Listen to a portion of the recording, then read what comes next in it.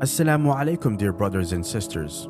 Today, we will see an amazing dua to read in the Sujood. The Holy Prophet, peace be upon him, has taught us many du'as, and each has a great and unique meaning. Quran and Hadith are the only sources through which we can learn good supplications. Our Islam is a very beautiful religion in which we are taught meaningful and beautiful du'as for each occasion. The dua is as follows. Allahumma, inni bika biridaka min sakhatika wa bimu'afatika min uqubatika wa bika minka la uhsi thana'an alaika Anta kama athnaita nafsika. O Allah, I seek refuge in your pleasure from your wrath, and I seek refuge in your forgiveness from your punishment, and I seek refuge in you from you.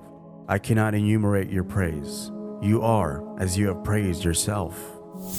Aisha said, one night I missed God's messenger from the bed, and when I sought him, my hand came on the soles of his feet, while he was in the act of prostration with them raised, and he was saying, O God, I seek refuge in thy good pleasure from thy anger, and in thy forgiveness from thy punishment, and I seek refuge in thee from thee.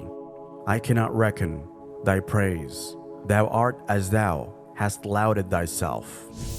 In this dua, we are asking Allah Almighty for His blessings. This dua has great meanings. Blessed is the person on whom the blessings of Allah descend, and unfortunate is the person who is far from the mercy of Allah.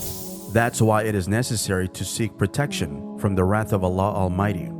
Whoever asks Allah for this dua will be safe from Allah's wrath, and Allah will enter him into His mercy.